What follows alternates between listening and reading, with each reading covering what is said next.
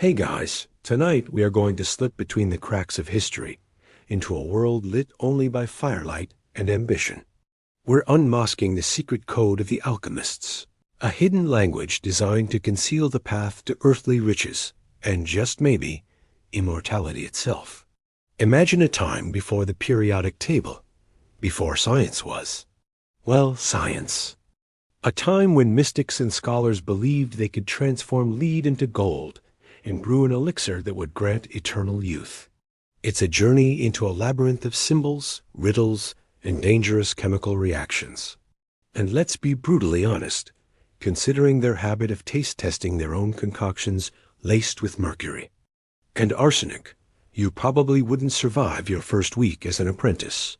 So before you get comfortable, take a moment to like the video and subscribe, but only if you genuinely enjoy what I do here. Your support truly means the world. And for a bit of fun, post your city and the local time in the comments below. It's always fascinating to see where everyone is tuning in from. Now dim the lights, maybe turn on a fan for that soft background hum, and let's ease into tonight's journey together. The transition is subtle at first. The gentle drone of the fan behind you seems to deepen, to take on the timbre of a distant, rhythmic bellows. The soft glow of your screen fades, and the darkness that replaces it is not empty, but thick, velvety, and scented with something ancient. It's a smell of old paper, of dry herbs, of hot metal, and something else. A faint, sharp tang like a coming thunderstorm. You feel a pull, not a violent yank, but a gentle, irresistible drawing, as if you're being reeled in on a thread of silk through time itself. When your eyes adjust, you are no longer in your room. You are standing on a floor of rough-hewn stone, cool and uneven beneath your bare feet. The air is warm and heavy. The only light comes from a single sputtering oil lamp on a massive wooden table in the center of the room. Its flame dances wildly, casting long, monstrous shadows that writhe on the curved stone walls. This is a place out of time, an alchemist's secret workshop. Your gaze sweeps across the scene, trying to take it all in. The walls are lined with shelves that sag under the weight of countless glass vessels. You see alembics, retorts, and crucibles of every imaginable shape and size, some with long, swan-like necks, others round and pot-bellied. Many are filled with liquids of unsettling colors, a fluid the color of a stormy sea, another a vibrant, venomous green, and one that is a deep, swirling black, shot through with faint, silvery specks. Dust motes, thick as a snowstorm, drift lazily through the beams of lamplight. There's a fireplace in one corner, its embers glowing a sullen red, a large cauldron hanging from a hook within its smoky maw. The aroma here is potent. It is what you might get if you left a forgotten chemistry set in a medieval dungeon for 500 years, with just a hint of burnt toast. You are not alone. A figure sits at the table, hunched over, their back to you. You can't make out their features, shrouded as they are in a heavy, dark robe, the hood pulled low. Their presence is one of immense concentration, of a stillness so profound it seems to absorb the sound around it. The only movement is the slow, deliberate turn of a page. This is your invitation. You feel no fear, only a deep magnetic curiosity. You drift closer, silent as a ghost, until you can see over their shoulder. Before them on the table lies a manuscript. It's not a book, but a collection of unbound parchment, yellowed with age and stained with chemicals. The edges are frayed, and the corners are curled from centuries of humidity and anxious hands. The page is covered in a script you don't recognize. It's not Latin, not Greek, not any alphabet you've ever seen. The letters are a tangle of elegant, looping symbols and sharp, angular runes. But it's the illustrations that seize your attention. They are drawn with exquisite detail, colored with pigments that are still vibrant despite their age. You see a green lion ferociously devouring the sun. A two-headed king and queen, their bodies fused together, rising from a flower. a black crow pecking at a human skull. It's like the cover art for a prog rock band that never existed. The robed figure seems to sense your presence. Without turning, a hand aged but steady gestures for you to come closer. You now stand beside the chair, your eyes fixed on the cryptic pages. This is the heart of the matter, the reason you've been brought here. This is the code.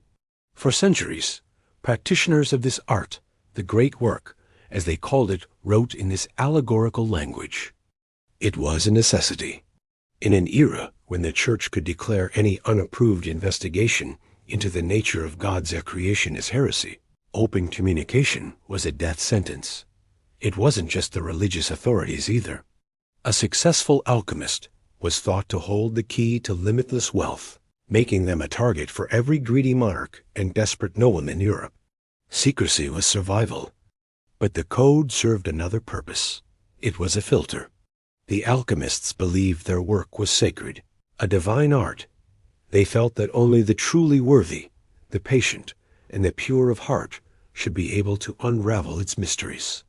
Anyone seeking a quick path to riches would be hopelessly lost in the forest of symbols, eventually giving up in frustration. It was the ultimate intellectual property protection. Many of the greatest minds were drawn to it. Sir Isaac Newton, for example, spent more time translating and studying alchemical texts than he did on the physics that made him famous. His personal library was filled with these coded recipes for the philosopher's stone. The figure beside you points a single long finger to a symbol at the top of the page. It is a simple circle. Then, their finger traces a line to a triangle, and then a crescent. You stare at the simple geometric shapes, feeling the first flicker of understanding. This isn't just random scribbling, it's a language. And a language can be learned. Historians still argue whether the ultimate goal of the magnum opus was the literal transmutation of metals, or if the entire elaborate process was a psychological allegory for achieving spiritual enlightenment. Was the lead they sought to transform the metal in their crucibles, or the leaden, unevolved state of their own souls? Perhaps it was both. As you ponder this, you notice a strange tidbit of lore sketched in the margin of the manuscript. A tiny, perfectly formed man gestating inside a glass flask. It's a diagram for creating a homunculus, an artificial human, a fringe alchemical belief that the secrets of life itself could be mastered and replicated in the lab. A shiver runs through you. This code doesn't just hide a recipe for gold. It hides a worldview, a complete and often bizarre philosophy of existence. The robed alchemist gives a slight nod, as if confirming your thoughts. The invitation has been offered. The manuscript lies open. The challenge is set, to unmask this hidden language, one symbol at a time. The robed alchemist's finger remains on the page for a long moment, a silent testament to the gravity of the manuscript before you. The air in the workshop, already heavy, seems to thicken with unspoken history, with the ghosts of 1,000 whispered secrets. You begin to understand that this cryptic language, this tapestry of beasts and planets and arcane geometry, was not born from a desire to be mysterious for its own sake. It was forged in the crucible of fear. It was a shield. You look around the clandestine laboratory again, but this time you see it through a new lens. The fixed stone walls are not just for privacy. They are a defense. The single heavy wooden door, bound with iron straps, is not just an entrance. It is a barricade. This entire setup is a fortress against a world that was deeply suspicious of anyone who dared to pry into the secrets of creation. Your mind drifts to the immense, looming power of the Church. In an age when faith was the bedrock of society, stepping outside the accepted theological lines was not just frowned upon. It was perilous. The alchemist's work was dangerously close to that line. You're trying to transmute base metals into gold, to perfect matter. From a certain point of view, you're claiming to be able to complete, or even correct, God's work. That's a bold career move in an era when heresy could get you excommunicated, imprisoned, or worse. The line between a holy philosopher and a devil-worshipping magician was dangerously thin, and it was often drawn by men who had very little understanding of what was actually bubbling away in your alembic. You can almost feel the chilling draft of a stone cathedral, hear the drone of a Latin mass, and smell the cloying scent of incense failing to mask the odor of fear. The church taught that the world was fixed, created by divine plan. To suggest you could alter that plan was to flirt with damnation. In 1317, Pope John XXII issued a papal bull that specifically targeted alchemists. While it was officially aimed at fraudulent puffers who conned people with false promises of gold, its effect was a sweeping condemnation that cast a long cold shadow over the entire art. After that, every alchemist knew they were being watched. A single misplaced word, a single boast to the wrong person, could lead to a visit from the Inquisition. And their NDAs tended to be a bit more permanent than the ones we use today. So you hide. You write of a red king and a white queen instead of two volatile chemical compounds. You draw a serpent eating its own tail to describe a refluxing process in a flask. You speak of a philosophical mercury, not the toxic liquid metal. It's a brilliant defense. If an inquisitor were to burst in and seize your notes, what would they find? Not a straightforward chemical recipe they could condemn, but a bizarre fairy tale full of dragons, eagles, and celestial marriages. It's madness, not heresy. It's nonsense, not science. You might be deemed a lunatic, but a lunatic is less likely to be burned at the stake. But the fear didn't only come from the heavens. It came from the thrones of earth, too. Imagine you're an alchemist with a reputation, perhaps just a whispered rumor of being close to success. Suddenly, you're the most popular person in the kingdom. A king, his treasury drained by yet another pointless war, hears of your work. He doesn't send a polite letter of inquiry. He sends a squad of armed guards. You're escorted to a new laboratory in the castle's draftiest tower, with a generous grant and all the equipment you could ask for. There's just one catch. The king wants results. He wants gold, and he wants it now. You can picture the scene. The monarch, draped in ermine and impatience, paying you a daily visit. He peers into your bubbling concoctions, utterly unimpressed by the foul-smelling black sludge in the flask. Is it gold yet? He asks, his hand resting casually on the pommel of his sword. The pressure would be immense. No pressure, but if this lead ingot doesn't have a bit more of a golden glow by tomorrow, your head might have a bit less of a neck attached to it. This was the reality for many court alchemists, who were effectively golden-caged prisoners. Success meant providing infinite wealth to their patron. Failure meant, well, failure was not an option. This is why the code was so vital. If you were forced to work, you could go through the motions, referencing your coded manuscript in a way that no one could replicate. You could explain that the Negredo, the blackening stage, must last for 40 days and that the celestial alignments weren't right. You could stall, obfuscate, and protect your life's work from the grubby hands of a tyrant who saw it only as a shortcut to power. Then there were your colleagues. The alchemical community was a strange mix of collaborative spirit and cutthroat competition. While some shared their findings in coded letters, others were little more than charlatans. These were the puffers, so named for the sound of their bellows, working overtime to put on a good show. They were the original get-rich-quick schemers of the chemical world, using sleight of hand and trick crucibles with false bottoms to fake a transmutation and flee with their patron. Investment before the gold could be properly assayed. These figures damaged the reputation of the true philosophers, making secrecy even more important for those who took the great work seriously. Historians debate the extent to which the pioneers of this era privately distinguished between their science and their spirituality. Were they all devout mystics who believed they were communing with angels, or were some of them simply brilliant pragmatic chemists who used the accepted mystical language as a smokescreen to conduct dangerous experiments that would have otherwise been impossible? The answer is likely a messy combination of both. The figure beside you shifts, the robed sleeve brushing against your arm. They point again, their finger moving from the fused king and queen down to a series of 4 symbols at the bottom of the page. A triangle pointing up, another pointing down, and then the same 2 triangles with a line drawn through their center. They are the first 4 keys, the first words in this secret language. The figure taps the upward pointing triangle and looks at the fireplace with its glowing embers.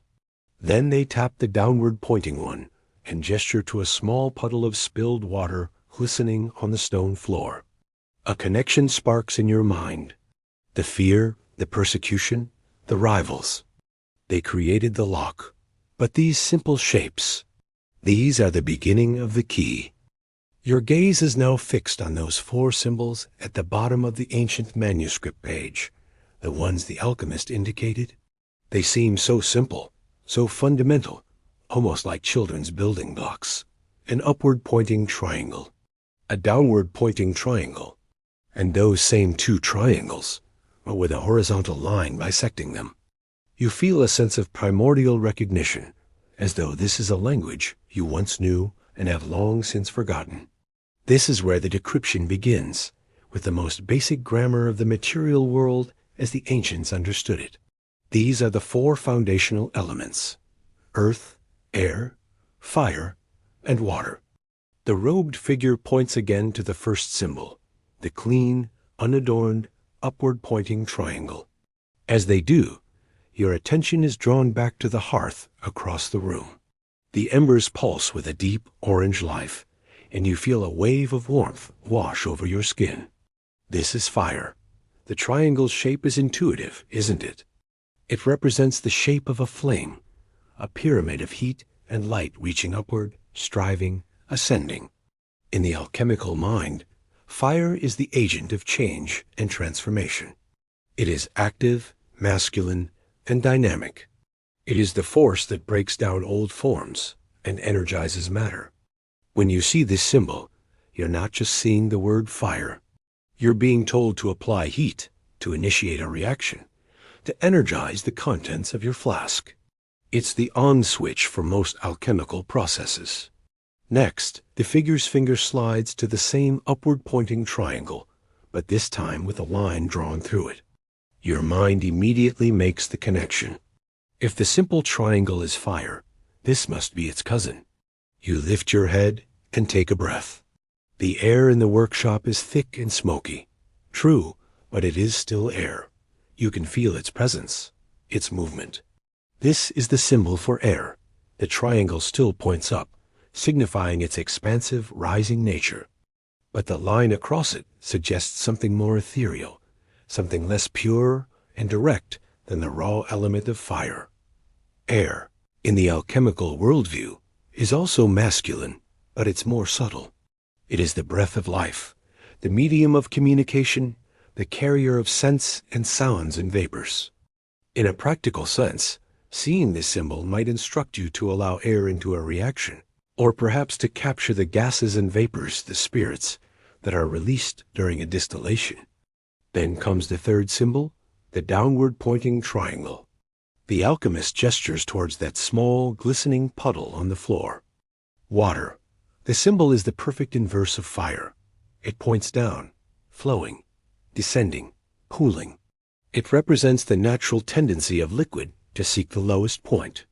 This is the realm of the feminine, of intuition, emotion, and the subconscious. Water is the great solvent, the medium of purification and cleansing. It is the womb in which new forms can be conceived. When an alchemist saw this symbol in a text, it was a clear instruction to dissolve the substance, to wash it, or to perform a crystallization from a liquid solution. It represents the process of purification through dissolution, a necessary step to wash away the dross and reveal the pure essence within. It's a bit like a cosmic dishwasher cycle. Finally, the finger moves to the last of the four symbols, the downward-pointing triangle with a horizontal line through its middle. Earth. If the simple downward triangle is water, this must be its solid, tangible counterpart. The downward direction signifies its passive, receptive nature, while a line through it suggests density, stability, and form. Earth is the foundation, the vessel, the solid ground upon which all else is built. It is feminine, nurturing, and embodies the principles of structure and embodiment. In a chemical context, this symbol refers to the solid matter in the flask, the precipitate at the bottom, the body of the substance that remains after the volatile spirits have been driven off. It's the ash left behind after the fire has done its work. This system of 4 elements wasn't an invention of the medieval alchemists you're visiting. Its roots are far more ancient, stretching back to the Greek philosopher Empedocles in the 5th century BCE. He was the one who first formally proposed that all matter was composed of these 4 essential roots. A historical fact that often gets lost is that Aristotle later expanded on this, adding a 5th element, ether, which he believed was the pure, celestial substance that made up the heavens. But for the terrestrial alchemist working in their dusty lab, these 4 were the building blocks of everything they could touch, see, and smell. You realize this is the first layer of the code. It's the alphabet. By combining these symbols, an alchemist could describe the fundamental state of any substance. Is it hot and dry? That's fire. Hot and wet? Air. Cold and wet? Water. Cold and dry? Earth. A recipe might call for you to take the earth of a substance, dissolve it in water, and then apply fire to release its air. It's a simple, elegant system for describing complex chemical processes without ever using a single word of plain language. Historians still argue whether educated alchemists truly believed a piece of wood was literally made of fire and earth particles, or if they understood these terms more as poetic descriptors for the qualities of a substance, its heat, its dryness, its solidity. It's the difference between a literal and a metaphorical understanding of their own foundational principles. As you stand there, absorbing this new knowledge, you notice a quirky, almost comical drawing in the manuscript's margin next to the symbol for earth. It's a detailed sketch of a toad, looking rather grumpy and bloated. This was a common symbolic representation for the earth element. Why a toad? Because it's a creature of the earth, heavy, slow, often seen as ugly or base. It perfectly represented the unpurified, raw, primal matter that the alchemist started with the toad that had to be transformed. The idea of starting your grand quest for immortality with a grumpy toad just adds a touch of the absurd to the whole affair. The robed figure seems satisfied with your progress. They can see the understanding dawning in your eyes. You now grasp the fundamental vocabulary. But this is just the beginning. The 4 elements describe the state of matter, its physical properties. But they don't describe its soul. They don't explain the inner forces that animate the world. To understand that, you need to go deeper.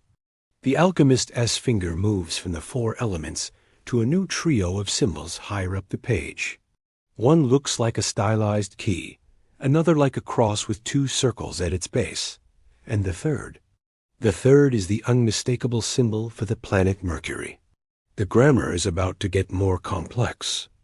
You have grasped the alphabet of the elements, the 4 fundamental states of matter that form the bedrock of the alchemical worldview. Fire, air, water, earth. But as you look back at the manuscript, you realize that describing the world in these terms is like trying to describe a human being by only listing their physical components. So many pounds of water, so much carbon, so much calcium. It's technically correct, but it misses the point entirely. It says nothing of the person's character, their thoughts, their spirit. The robed figure beside you seems to understand your train of thought, and their finger rests on that new trio of symbols, guiding you to the next, more profound layer of the code. This is the trio prima, the 3 essential primes: sulfur, mercury, and salt. This concept is most famously associated with the bombastic, revolutionary, and slightly unhinged alchemist known as Paracelsus. Living in the early 16th century, Paracelsus was a true historical firebrand. He publicly burned the works of the ancient medical authorities like Galen and Avicenna, declaring their knowledge obsolete. He was arrogant, traveled widely, and often drank to excess, but he was also a genius who fundamentally shifted the course of both alchemy and medicine. He argued that the four elements were not enough. To truly understand matter, you had to understand the three principles that governed it. He believed that everything in existence, be it a metal, a plant, or a person, was a combination of these three archetypal essences. The alchemist points to the first symbol. It's a triangle, the symbol of fire, sitting atop a cross, the symbol of matter or the earth. This is sulfur. But when the alchemist writes of sulfur, they are not talking about the yellow, smelly rock you might remember from a school chemistry lab. To them, philosophical sulfur is the soul of a thing.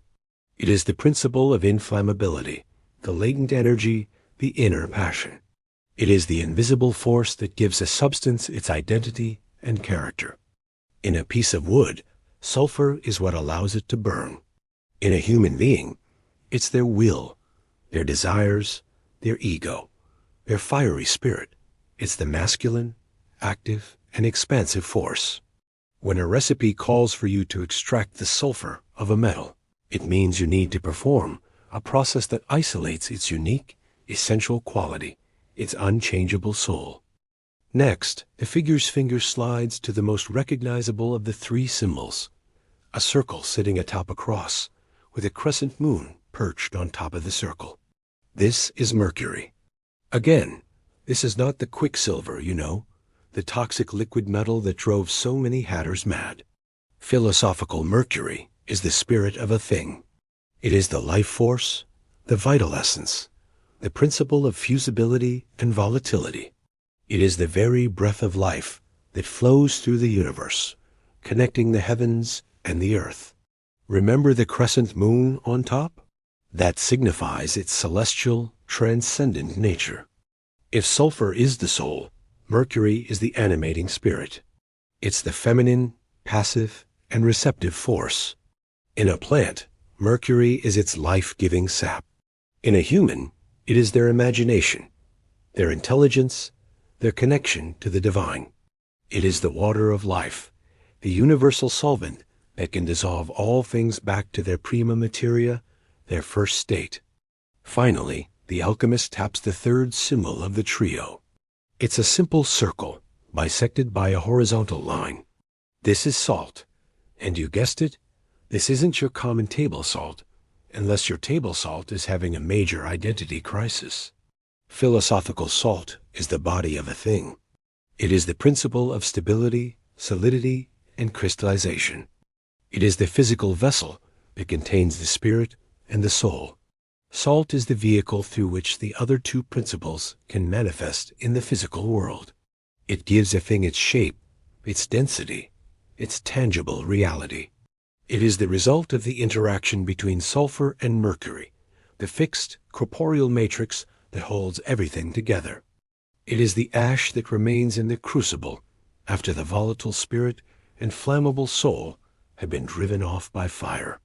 It is the skeleton, the structure, the undestroyable base. You let this sink in. Sulfur, mercury, and salt. This is a philosophy that permeates everything. A piece of lead has a body, a spirit, and a soul. The alchemist's goal is to break down that lead into its three component principles, purify each one individually, and then recombine them in a more perfect, more harmonious ratio. The result? Gold. The same principle applied to a human being. A sick person was seen as someone whose tria prima were out of balance. Paracelsus revolutionized medicine by suggesting that illnesses could be treated with specific chemical remedies, creating what we now call iatrochemistry, the forerunner of modern pharmacology. This was a radical departure from the prevailing medical theory of the four humors. A quirky tidbit from Paracelsus's life perfectly illustrates his worldview. He was famously said to have kept a powerful medicine, which he called azoth, in the pommel of his long sword, which he carried with him everywhere. Azoth was considered to be the universal medicine and the universal solvent, a manifestation of the philosophical Mercury. The idea of a doctor carrying his ultimate cure inside his weapon is a perfect, if slightly theatrical, summary of his character. The alchemist beside you seems to be guiding your thoughts. You are now looking at the manuscript with a new depth of understanding. The 4 elements describe the physical state, while the 3 primes describe the metaphysical constitution. It's a 2-layered system of encryption. A text might describe taking the earth of a substance and washing it with our mercury to separate its fixed salt from its oily sulfur. The language is becoming clearer, moving from pure gibberish to a kind of technical, if poetic, jargon. Historians still debate the origin of the tria prima. While Paracelsus popularized the system, some scholars argue that its roots are much older, possibly stemming from Arabic alchemical traditions that were translated into Latin centuries earlier. Was Paracelsus a true originator, or was he a brilliant synthesizer and marketer of older, more obscure ideas? The jury is still out. Now, as you look at the whole page, you see how these 2 systems work together. The elements are the adjectives. The primes are the nouns. You can now describe not just what a substance is doing, but why it's doing it. You're no longer just an observer. You're beginning to think like an alchemist. The robed figure gives a slow, deep nod. You have learned the grammar. You understand the components of matter. Now you are ready to begin the work itself. Their finger moves to a new illustration on the page, a dark and ominous drawing of a black crow perched atop a human skull. The journey is about to take its first and darkest step. You've deciphered the foundational layers of the code, the 4 elements describing the physical state and the tria prima defining the spiritual constitution of matter. You understand the nouns and the adjectives of this secret language. Now, it is time for the verbs. It is time to begin the great work, the magnum opus. The robed figure beside you directs your attention to that grim illustration, the black crow standing sentinel on a bleached white skull. The air in the workshop seems to grow cooler, and the shadows thrown by the oil lamp deepen, clinging to the corners of the room like black velvet. This is the first stage. This is the nigredo. The word itself, Latin for the blackening, is chillingly direct. This is the stage of decomposition, of putrefaction, of absolute, unmitigated chaos. To the alchemist, you cannot build something new until you have utterly destroyed the old.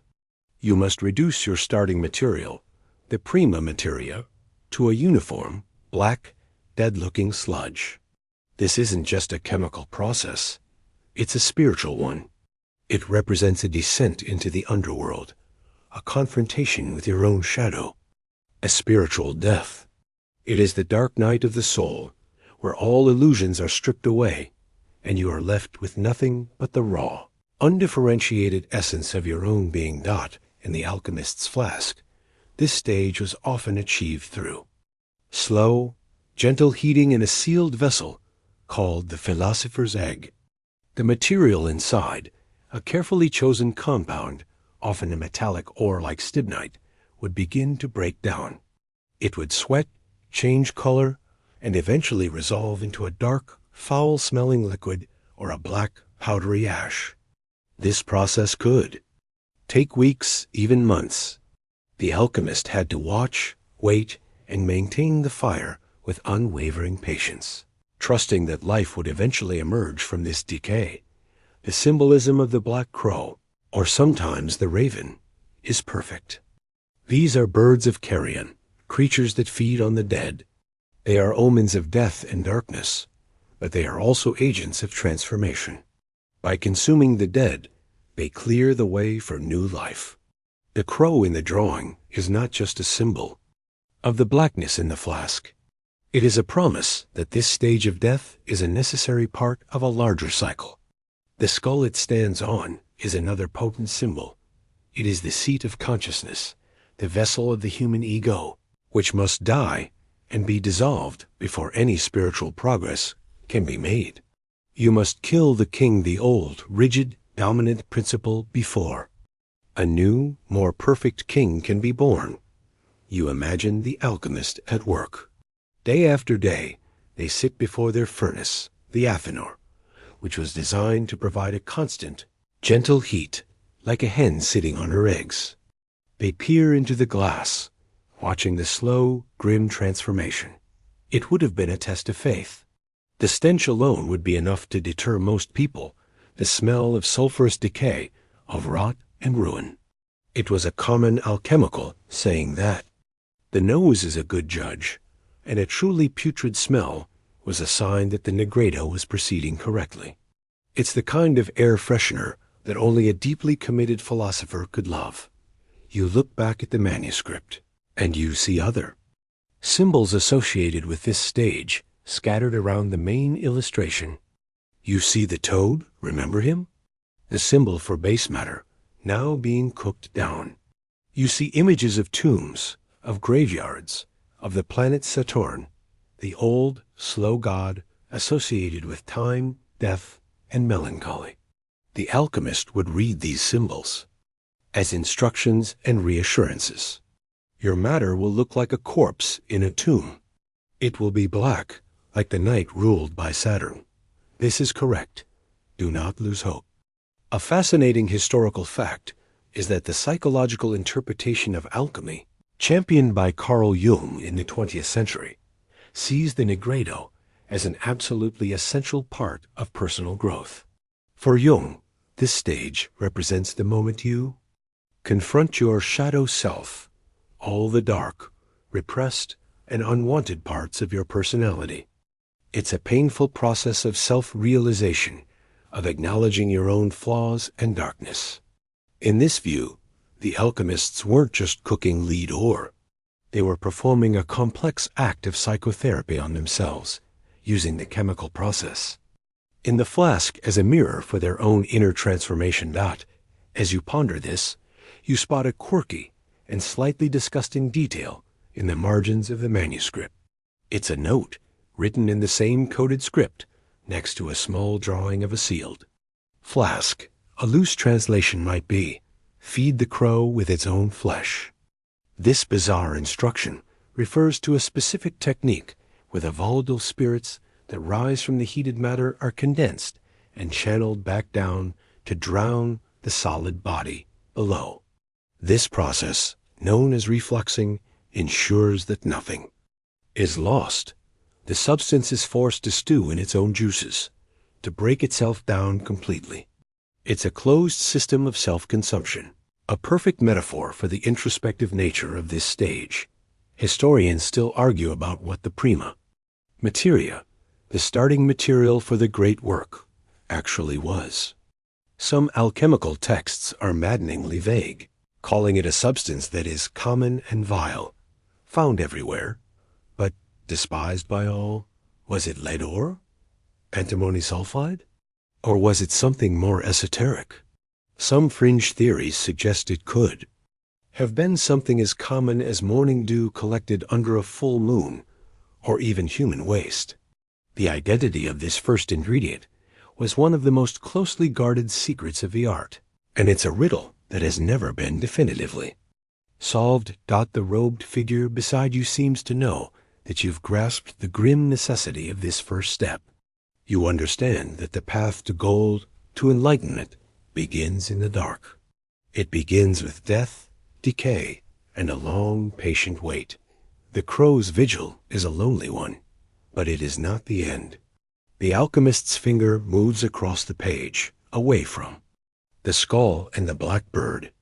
It lands on a new illustration, a stark and beautiful contrast. It is a drawing of a pure white dove, its wings spread as if in flight, landing on the same skull, which now looks less like a symbol of death and more like a clean white vessel. The darkness has done its work. Now it is time for the light to return. The oppressive gloom of the Negredo begins to lift like a morning mist burning away under the first rays of the sun. The image of the black crow on the skull, which had seemed so final, so absolute in its darkness, now feels like a memory. Your attention is fully captured by the new illustration the alchemist has indicated, the white dove. It's a symbol of breathtaking purity and hope after the long, dark night of the soul. This is the second stage of the magnum opus. This is the albedo, the whitening dot after the chaos and decay of the blackening. A new order begins to emerge. The alchemist, having patiently maintained the gentle heat for weeks or months, would one day notice a change. The foul-smelling black sludge in the philosopher's egg would begin to lose its color. A silvery, dew-like substance would appear on the sides of the glass, and the black powder at the bottom would slowly, miraculously, turn a brilliant, shining white. This was a moment of profound joy and relief for the practitioner. It was the first true sign of success, the proof that the matter had been successfully resurrected from its own ashes. The word albedo is Latin for whiteness. This stage represents purification, washing, and the dawn after the darkest night. If nigredo was a spiritual death, albedo is a rebirth. It's the baptism of the soul, where the consciousness, having confronted its shadow, is cleansed and made pure. The inner king that was slain is now resurrected, but he is a different king, humbled, purified, and illuminated. The matter in. The flask is now considered to be a clean slate, receptive to a higher form of life. The symbolism of the white dove is layered and beautiful. In Christian iconography, the dove represents the Holy Spirit, a messenger of peace and divine grace, descending from the heavens. Its appearance signifies the end of the flood, a new beginning for the world. For the alchemist, seeing the whiteness spread through their flask was a sign that the divine spirit was now present in their work. The matter was no longer dead, but had been quickened with a new, purer life. Another common symbol for this stage was the White Queen, who you might remember from the chemical wedding. She represents the purified, receptive lunar principle, ready to be united with the solar king. You could almost feel the alchemist's sigh of relief. The months of staring into a flask of stinking black rot are over.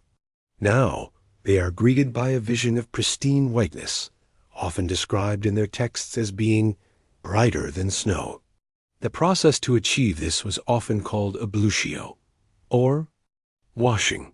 Chemically, this involved a series of distillations and calcinations.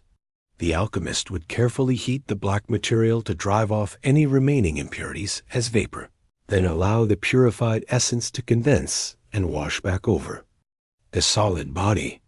It's like giving the soul of the substance a shower. Rinse and repeat until all that remains is a perfect, luminous white. A curious historical fact is that many alchemical texts refer to this white substance as the white rose or the white stone. This wasn't the final philosopher's stone, but it was considered a major milestone. This white stone was believed to be capable of transmuting base metals, but only into silver. Silver, with its cool, lunar glow, was seen as a noble metal, but still a step below the ultimate perfection of gold. So the albedo represents a partial success, a significant step up from lead, but not the final goal. It's like getting your silver medal at the Alchemical Olympics. It's impressive, but you're still hungry for the gold. You scan the manuscript for more clues about this stage. Near the illustration of the dove, you find a quirky, almost tender instruction.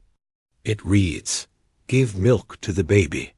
This isn't a call for an actual nursery in the lab. The baby is the newly born, pure white substance. The milk is a reference to the nutrient-rich, dew-like liquid, the philosophical mercury. It condenses and flows down the sides of the flask to nourish the resurrected matter. This gentle, nurturing language is a stark contrast to the grim, destructive imagery of the nigredo. You're no longer a spiritual executioner. You are now a midwife to a miracle. Historians still argue about the chemical identity of the white substance produced during albedo. Depending on the starting material, it could have been any number of compounds. If the alchemist started with antimony sulfide, stibnite, a common prima materia, the resulting white powder could have been antimony oxide. If they were working with mercury, it might have been a purified form of mercuric chloride. The beauty of the symbolic language is that it doesn't matter what the specific chemical was. What mattered was the process it represented, the transformation from black to white, from death to rebirth, from impurity to purity. The albedo stage permeates alchemical thought. You see it everywhere once you know what to look for. The concept of baptism, washing away original sin to emerge pure and white. The idea of a blank page, a tabula rasa, ready to be written upon. It's the quiet, reflective peace after a raging storm. It's the calm, serene moment of enlightenment after a dark period of struggle. The robed figure beside you seems to radiate a quiet satisfaction. You have navigated the darkness and emerged into the light. You have witnessed the death and rebirth of matter. The foundation is now pure. The vessel is clean. But the journey is not over. The dove is beautiful. The silver is valuable. But it is not the ultimate goal. The work must continue. The matter has been reborn, but it has not yet been energized. It has been purified, but not yet perfected. The alchemist's hand moves once more, shifting from the cool lunar whiteness of the dove to a new, vibrant symbol. It is an image of a great eagle, its wings catching a golden light as it soars directly towards a blazing sun. The quiet dawn is over. It is time for the sun to rise. You've witnessed the miracle of the albedo, the transformation from the blackest black to the purest white. The clean, serene energy of the white dove still lingers in your mind. It feels like a point of arrival, a successful conclusion. But the alchemist beside you knows this is a dangerous place to stop. Purity is not the same as power. The matter in the flask, like a soul cleansed by confession, is calm and receptive, but it lacks the final, fiery spark of activation. The finger of your silent guide is now resting on the image of the golden eagle, a creature of immense power and vision, flying unflinchingly into the light. This is the third stage, the citronitis. The yellowing dot, this is perhaps the most mysterious and debated stage of the entire magnum opus. In many later alchemical texts, from the 15th century onwards, this stage is often omitted entirely, with the process described as moving directly from the white of albedo to the final red of rubedo. For this reason, citronitis is sometimes called the lost stage of alchemy. But in the older classical texts that your host seems to favor, it is an absolutely essential step. The word citronitis means yellowness in Latin. After the successful creation of the white stone, the alchemist would once again increase the heat of their athanor. The gentle, nourishing warmth that produced the albedo is replaced by a stronger, more intense fire. Under this renewed assault, the pristine white substance would begin to transform again, taking on a pale, translucent, yellow color, like morning sunlight through a pane of glass. This was a delicate and crucial operation. Too much heat too quickly, and the entire work could be burned, destroying the vessel and forcing the alchemist to start over from the very beginning. The symbolism here is all about the rising sun. If albedo was the dawn, the cool, silvery light of the moon, then citronitis is the sunrise itself. It's the transition from lunar consciousness to solar consciousness. The white, receptive soul, the white queen, is now being impregnated with the spirit of the sun. The eagle is the perfect symbol for this. In ancient mythologies, the eagle was the only creature believed to be able to fly directly into the sun and look upon it without being blinded. It represents courage, vision, and the ability to ascend to the highest spiritual realms. The eagle carries the soul upwards from the purified state of albedo towards the final, glorious destination. You can imagine the alchemist's renewed focus. This is no longer a time for patient waiting or gentle nurturing.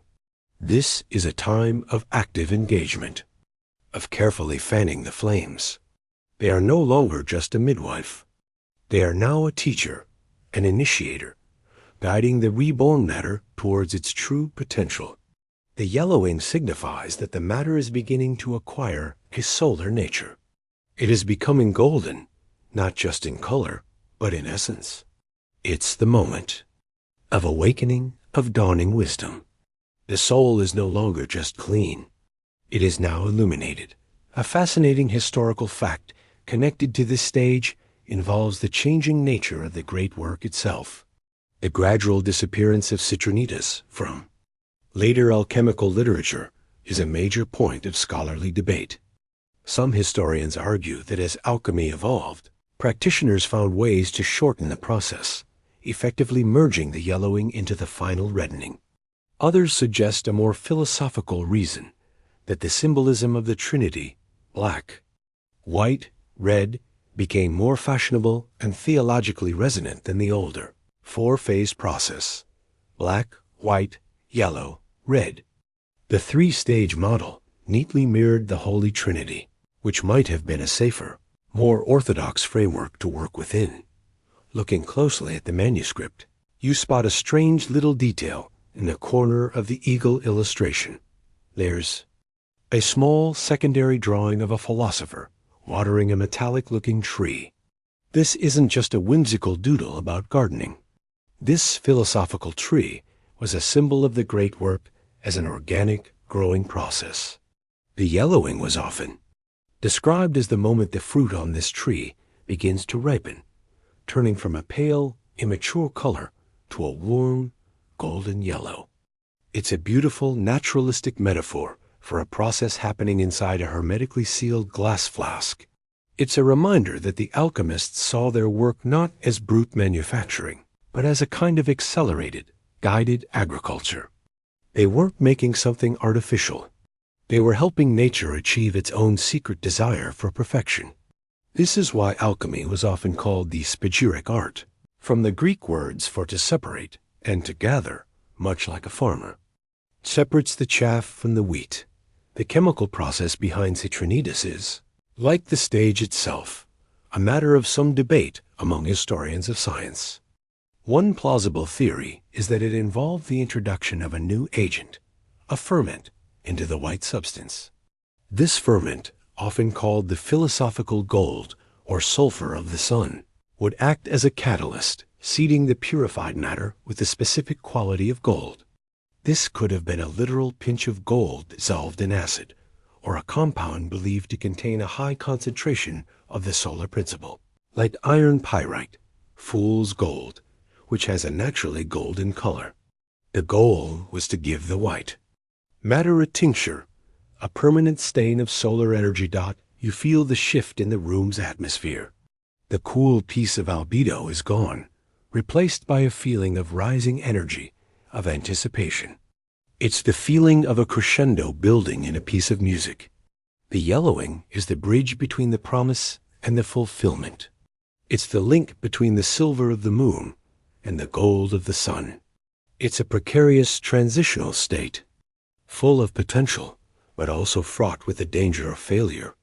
It's the teenager of the alchemical stages, awkward, full of new energy, and not quite sure what it's going to be when it grows up. The robed figure allows you a moment to absorb the significance of this forgotten stage.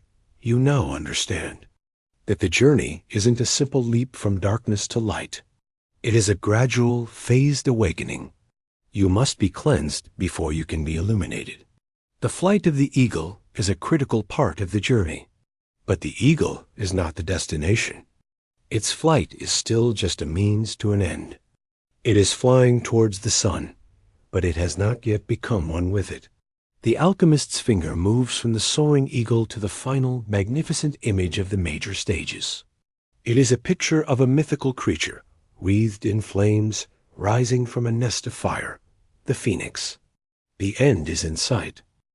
The soaring flight of the golden eagle has carried the work from the cool, lunar realm of albedo into the bright, solar light of Citronidis. The energy in the alchemist's workshop is now buzzing, electric with anticipation. The matter in the flask, having been blackened, whitened, and yellowed, is now prepared for its ultimate glorification. Your guide's finger moves to the final, triumphant illustration in the sequence of the great work, the magnificent phoenix, a creature of myth and fire, being reborn from its own funeral pyre. This is the fourth and final stage. This is the rubedo, the reddening. This is the culmination of the entire alchemical quest. It is the sunrise that Citronidis promised. It is the moment of apotheosis, where the matter in the flask achieves its highest state of perfection. To achieve this, the alchemist would push the fire to its highest, most intense, and most dangerous level. The yellow substance, which had been so carefully cultivated, is now subjected to an all-consuming heat. Under this final trial by fire, it transforms one last time, turning from gold yellow to a deep, radiant, and stable red. This color, described in texts as being like blood, like a poppy, or like ruby, was the sign of ultimate success. The word rubedo is Latin for redness, and its symbolism is profound and multi-layered. Red is the color of blood, the very stuff of life.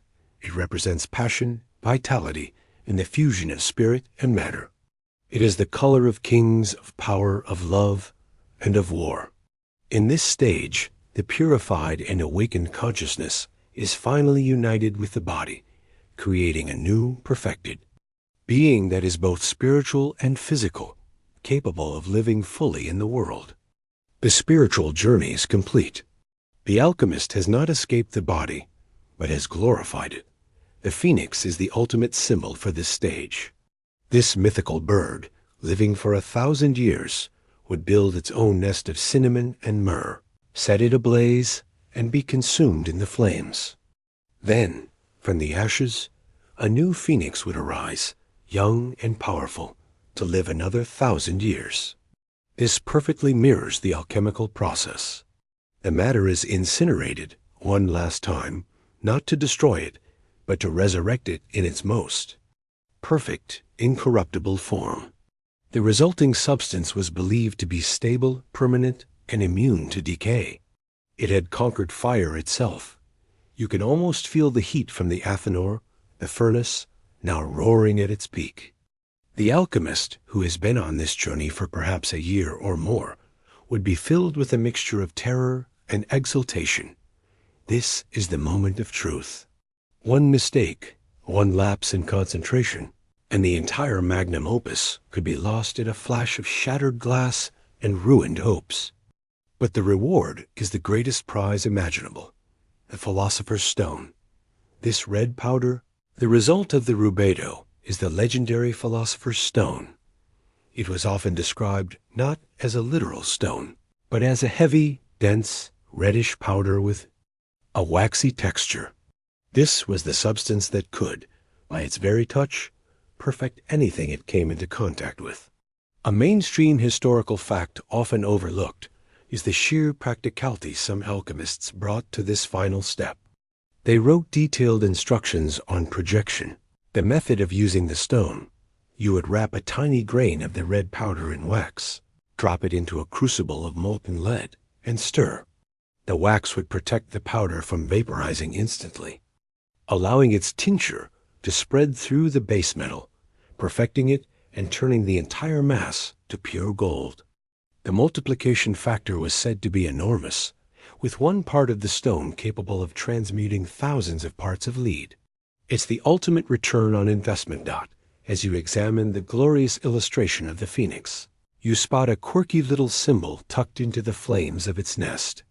It's a tiny pelican, piercing its own breast with its beak, with drops of its blood falling to feed its young below. This is another classic symbol for the rubedo. The pelican was believed in medieval folklore to be so devoted to its chicks that, in times of famine, it would wound itself to feed them with its own lifeblood. For the alchemist, this symbolized the final act of sacrifice and resurrection. The stone gives its own essence, its blood, to the base metal, giving it new life, and transforming it into something noble. It's a slightly more gruesome, but equally powerful alternative to the fiery elegance of the phoenix, the final result of the rubedo. The stone had achieved a perfect balance. Remember the tria prima? The alchemists believed that in the red stone, the fiery soul, sulfur, and the volatile spirit, mercury, were now perfectly and permanently fixed within the purified body, salt. They could no longer be separated by heat or any other chemical means.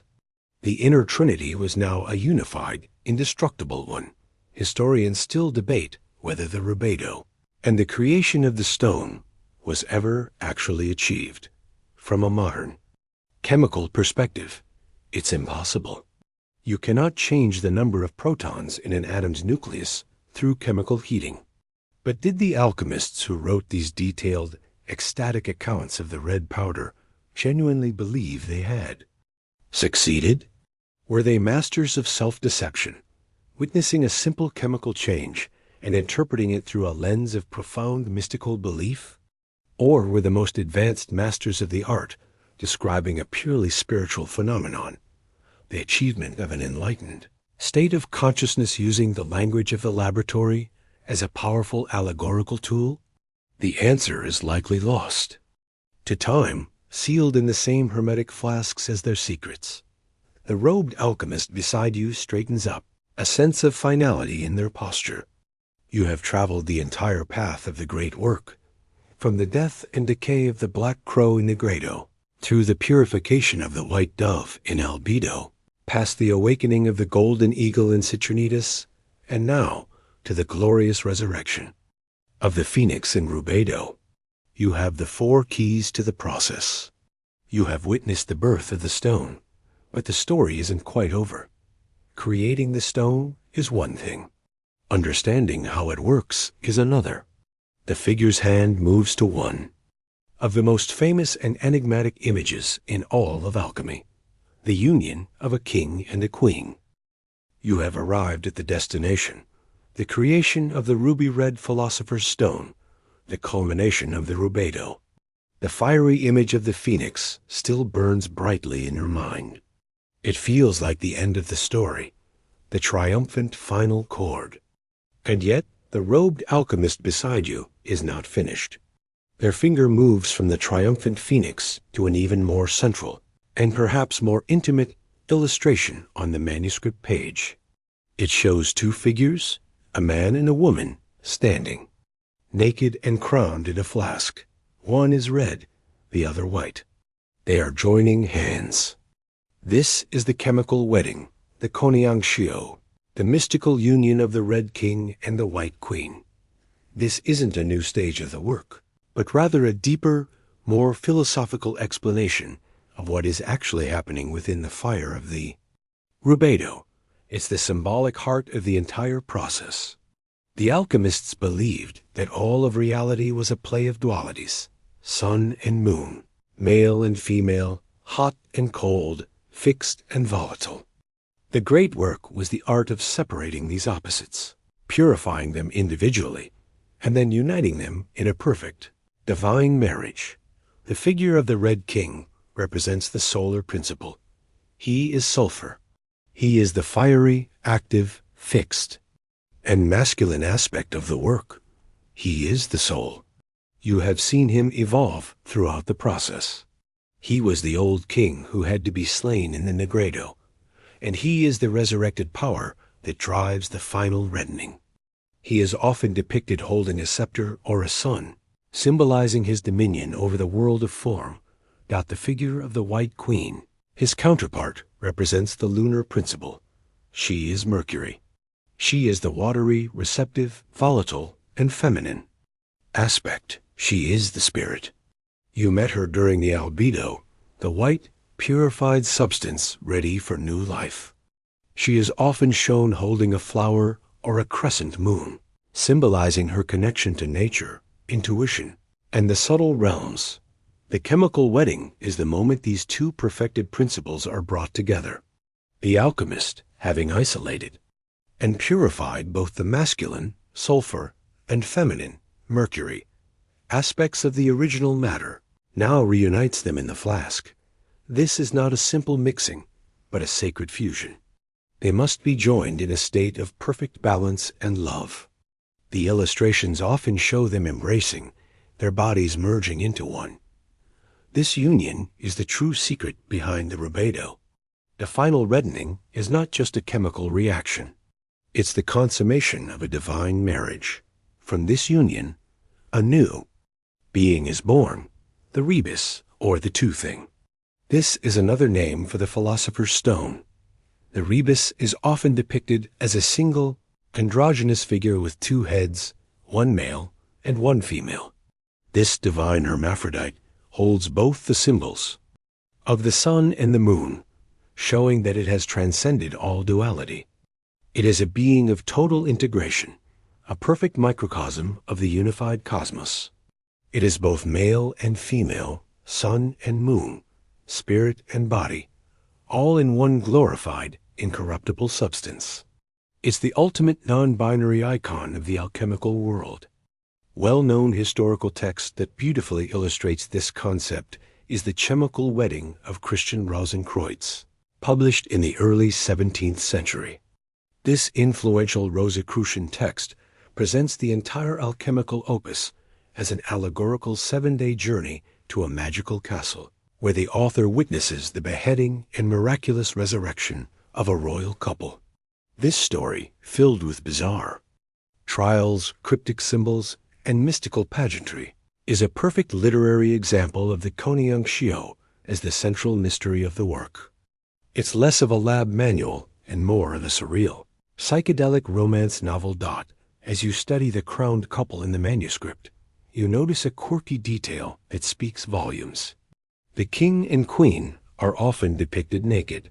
This wasn't meant to be gratuitous or erotic in a mundane sense. Their nakedness symbolized their purity and honesty.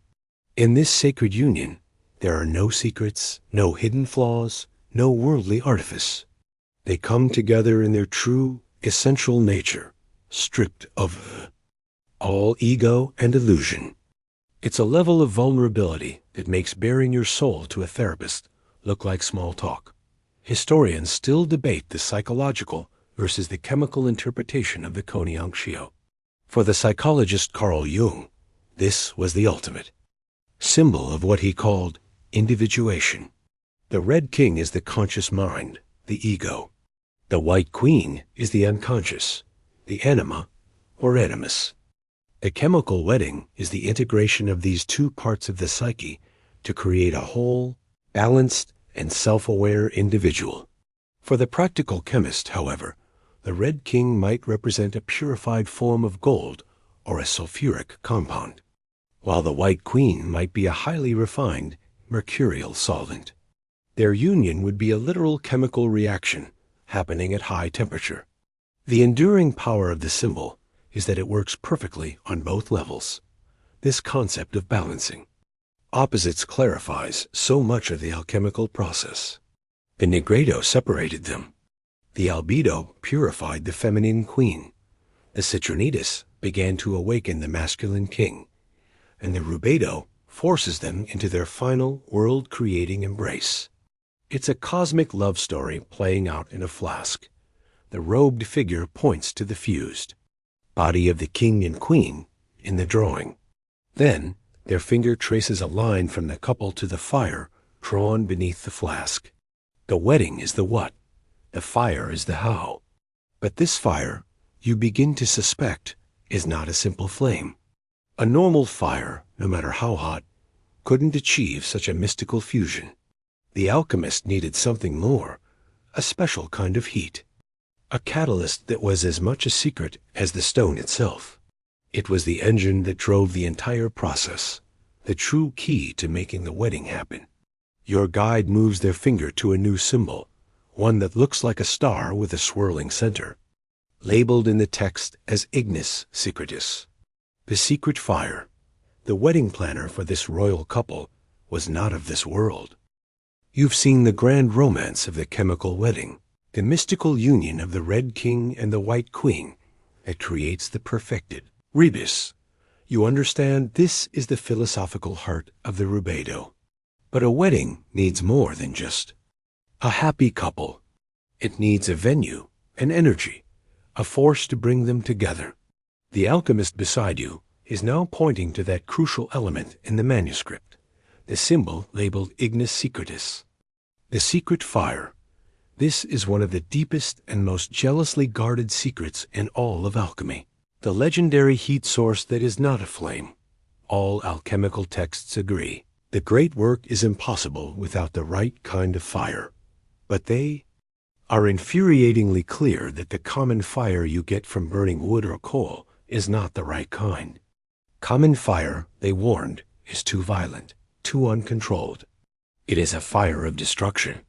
If you use it to try and join the king and queen, you won't get a wedding.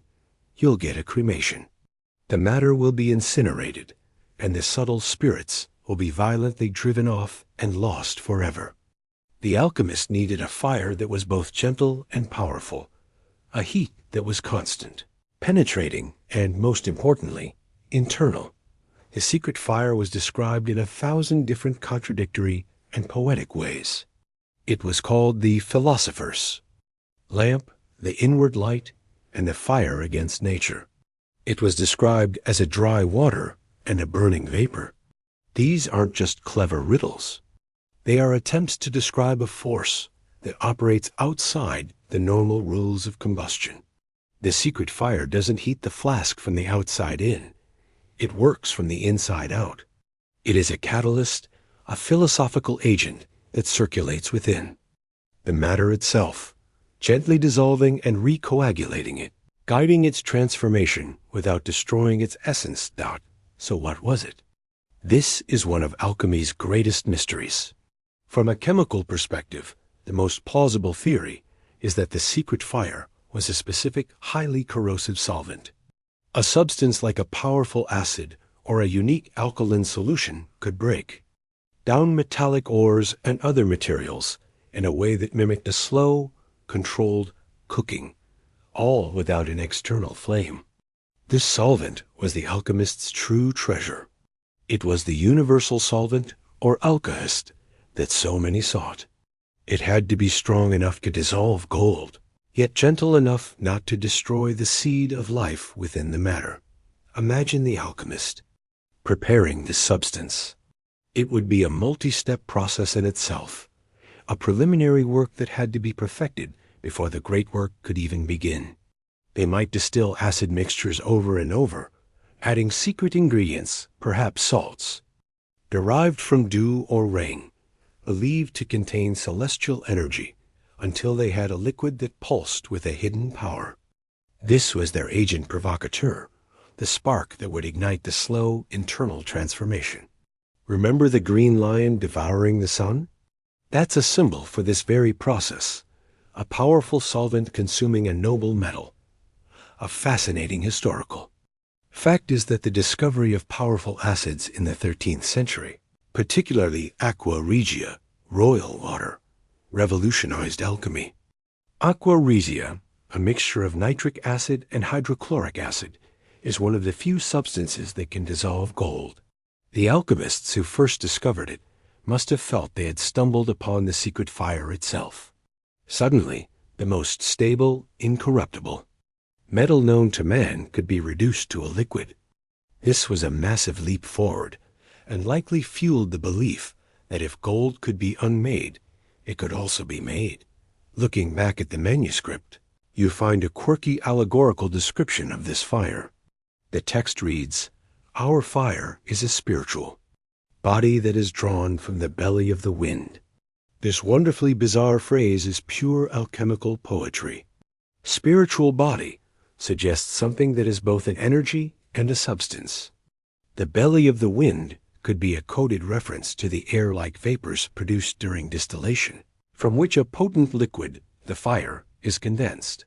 It's like trying to bottle a thunderstorm. No wonder they kept it a secret. Trying to. Explain it to a layman would just get you blank stares, or worse. But what if the secret fire wasn't a chemical at all? In the more mystical and psychological schools of alchemy, the secret fire was understood to be internal to the alchemists themselves. It was the fire of focused will, of unwavering concentration, of divine love. It was the inner heat of meditation and prayer. According to this interpretation, the alchemist projected their own spiritual energy into the flask, and it was this psychic force, not a chemical solvent, that guided the transformation. The Athanor furnace, with its constant heat, was merely a physical representation of the alchemist's constant, unwavering focus. Historians and practitioners still argue fiercely over this point. Was the secret fire a tangible chemical substance, a masterpiece of early chemistry? Or was it a metaphor for a profound state of meditative, focused consciousness?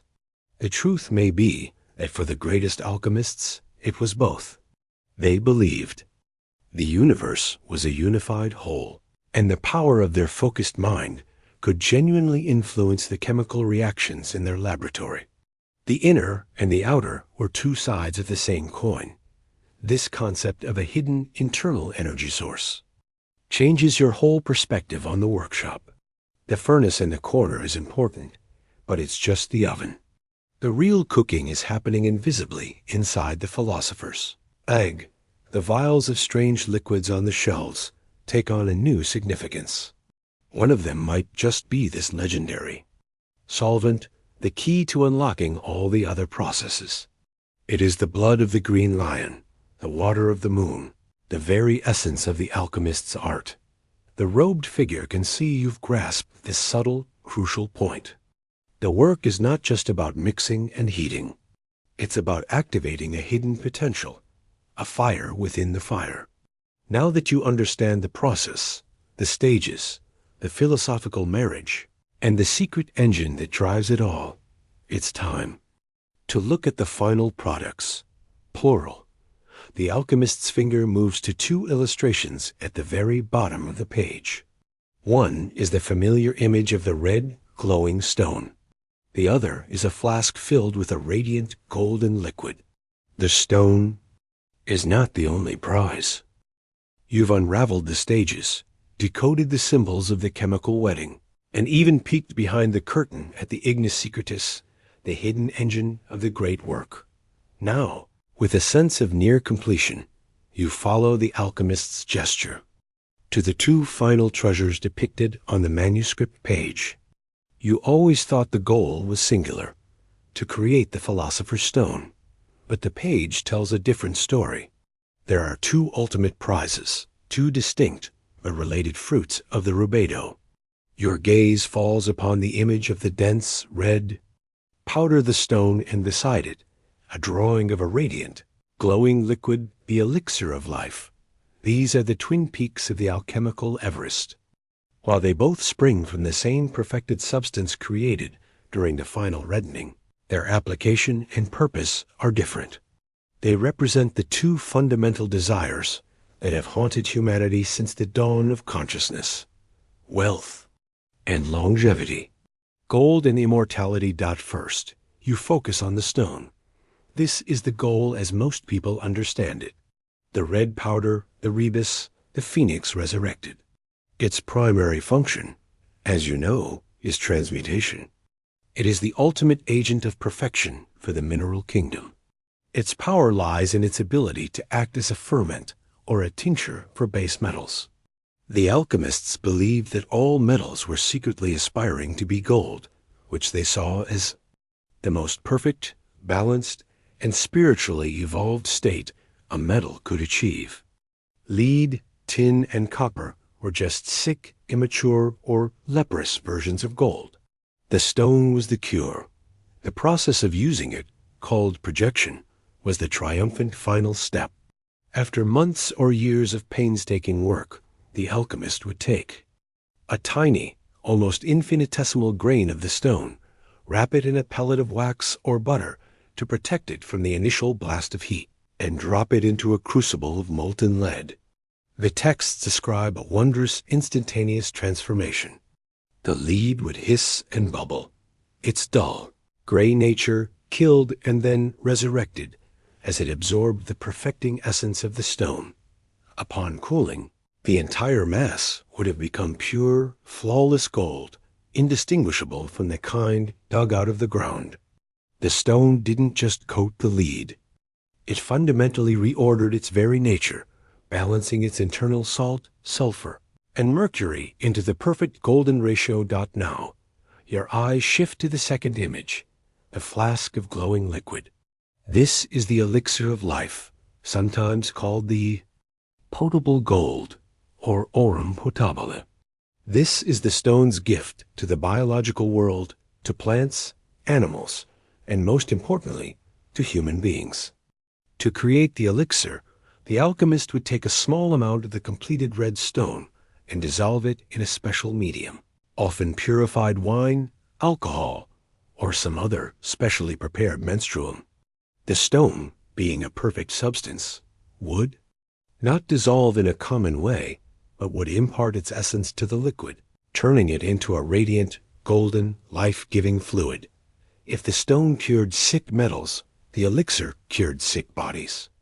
A single drop was said to be able to heal any disease, restore youth and vitality, and, if taken periodically, extend the person's life far beyond its natural span, perhaps for centuries, or even forever. It worked on the same principle as transmutation. The elixir was believed to rebalance the tria prima within the human body, purging all impurities and restoring the perfect, harmonious state of being that Adam and Eve supposedly enjoyed in the Garden of Eden before the fall. It was a factory. Reset for your mortal coil. Remember that old joke about an apple a day keeping the doctor away? This is more like one drop a millennium. A strange but persistent historical tidbit concerns the supposed taste and appearance of the elixir. Many accounts describe it as being sweet-smelling, with a pleasant, warming taste. It was said to glow with a gentle inner light, making the flask that held it appear as if it were full of liquid sunset.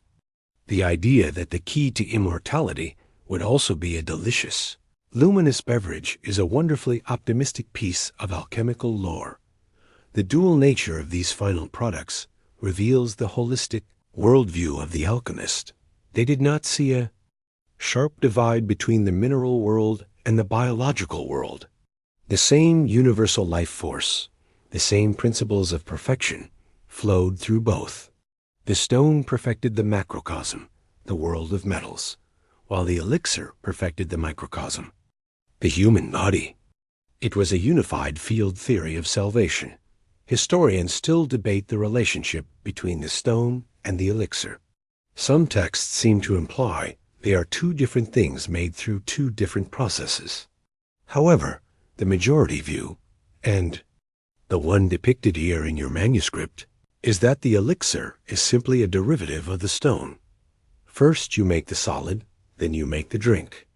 This makes philosophical sense. You must first create the agent of perfection in its most stable, fixed form, the stone, before you can render it into a volatile, drinkable form, the elixir, that can be assimilated by a living body. The robed figure allows you to contemplate these twin ambitions: limitless wealth and endless life. It's easy to see why the art was so alluring and so dangerous. With these two substances, an alchemist would become the most powerful being on earth, a veritable god in human form. This is why the secrecy was so paramount. This is why the path was deliberately shrouded in allegory and symbol. The alchemists believed such power should only ever be in the hands of a true philosopher, someone who had undergone the inner spiritual transformations of the nigredo and albedo, and would not be corrupted by the temptations of wealth and power. Now understand the ultimate goals. You have the complete roadmap, from the base matter to the final glorious rewards. But as you gaze at the manuscript one last time, your eyes are drawn back to some of the more ferocious, more paradoxical symbols. You first saw the king and queen are civilized. The phoenix is majestic. But what about that savage green lion? its teeth tearing into the sun. It seems so much more violent than the other symbols. Your guide seems to read your mind, and their finger moves from the final products back to that very image, as if to say, you have seen the destination, but do you truly understand the violence of the journey? You have seen the final glorious rewards of the great work, the solid stone that perfects metal and the liquid elixir that perfects life. It all seems so noble, so divinely ordered. The chemical wedding, the resurrected phoenix, it's a story of triumph and harmony. But a nagging question lingers, pulling your attention back to one of the most violent and unsettling images on the entire manuscript page. The green lion, its fangs sunk deep into the body of a golden sun, devouring it whole. The alchemists. Finger rests on this very illustration, confirming that you cannot fully understand the beauty of the final creation without first understanding the raw, untamed power required to begin it. This is not a symbol of balance or harmony. This is a symbol of brutal, corrosive power. The green lion is one of the most potent and important allegories in the entire alchemical lexicon, and it represents a very specific and very dangerous stage of the work. If the secret fire is the hidden engine, the green lion is its fuel, its raw, unrefined power source. So, what is it? The green lion represents the prima materia in one of its earliest and most active states. Specifically, it symbolizes a powerful, immature, and acidic substance capable of dissolving almost anything, even the most noble of metals, gold. The lion part of its name signifies its kingly strength and ferocity. It is the king of the mineral world, a force that can dominate all others. The green part is a clue to its identity and its nature. Green is the color of new growth, of spring, of raw, untamed nature. It signifies that this substance, while powerful, is still unripe, unperfected, and volatile. It's the adolescent stage of a solvent, all power and no finesse. The image of the lion devouring the sun is a direct, if symbolic, recipe. The sun, in alchemical terms, is always gold, soul. The green lion devouring the sun means you must take this powerful green substance and use it to dissolve gold. This process creates a new compound, a vitriol, or philosophical salt, which is a crucial early ingredient for the rest of the magnum opus. You are, in essence, taking the most perfect substance known, gold, and reducing it to a state of chaos, dissolving it back into a liquid state from which it can be resurrected in a new, more powerful form. From a chemical standpoint, the green lion is most often identified with vitriol, a term used for metallic sulfates. Green vitriol, specifically, is iron sulfate. When heated, iron sulfate releases sulfuric acid vapors. Sulfuric acid is an incredibly powerful corrosive agent, one of the few substances capable of attacking many metals. An alchemist could use this breath of the lion to dissolve other materials. Or, in a more complex interpretation, the green lion could represent the creation of aqua regia, that royal water we talked about. Remember how it can dissolve gold? The act of dissolving gold in acid was seen as this great symbolic act of consumption. A quirky historical fact is that alchemists had a strange relationship with the color green. While it represented this powerful raw energy, it was also associated with poison and decay. A famous green pigment used by medieval artists, verdigris, was made by treating copper plates with acid vapors, a process very similar to what the alchemists were doing. This pigment was notoriously unstable and could fade or turn black over time. This dual nature of green life and poison, growth and decay, was perfectly encapsulated in the symbol of the green lion. It's a power you need, but a power that could easily get out of hand. Handle with extreme care. The blood of the green lion was another important term. After the lion has devoured the sun, the resulting liquid, the gold dissolved in acid, was called the blood of the green lion. This golden greenish liquid was considered a magical elixir in its own right, a precursor to the final elixir of life. It was believed to contain the raw, undigested life force of both the lion, the solvent, and the sun, the gold. It was a key that could unlock the bodies of other metals, preparing them for transmutation. You look at the image with new understanding. It is a symbol of necessary violence. It represents the idea that sometimes, in order to create, you must first violently deconstruct. The old, stable foam of gold, perfect as it is also static. It cannot grow or change. To make it into the philosopher's stone, a living, active substance, its original form must be killed and dissolved. The green lion is the assassin that makes this rebirth possible. It's the controlled demolition that clears the site for a new cathedral. Historians still argue about the exact timing and placement of the green lion in the alchemical process. Is it part of the nigredo, the initial breaking down of matter? Or is it a preliminary step that happens even before the formal great work begins? Some texts place it right at the start, as the key to creating the true prima materia. Others see it as a recurring force, a corrosive power that the alchemist must summon at various stages to dissolve stubborn impurities. Its ferocious nature seems to defy a neat, orderly placement in the 4 stages. It is a wild card, a jolt of chaos that the alchemist must learn to tame. This untamed energy stands in stark contrast to the patient, gentle heat of the Athanor. It reminds you that alchemy was not always a quiet, contemplative art. It involved real danger.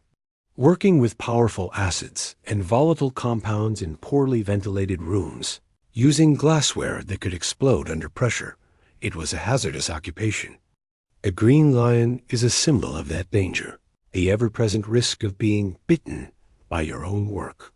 The robed alchemist gives a slight nod, sensing that you have confronted the savage, necessity represented by the lion. You understand that the path to perfection is not always peaceful. It requires moments of intense, destructive force. But destruction for its own sake is not the goal. The lion's violence is part of a larger cyclical pattern. And that leads you to the final great symbol on the page. The figure's hand moves to an image that perfectly captures this idea of cycles, of destruction and creation being part of a single, endless process, the serpent eating its own tail. You've confronted the raw, corrosive power of the green lion, understanding that the journey to perfection requires moments of necessary violence and deconstruction. You see now that the alchemist's path is not a straight line, but a series of complex, sometimes brutal, operations. Your guide confirms this by drawing your attention to one of the most ancient and universal symbols on the entire manuscript, the Ouroboros. It's the image of a serpent or a dragon, locked in a perfect circle, consuming its own tail. This symbol feels different from the others. It's not a stage in a process, like the crow or the dove.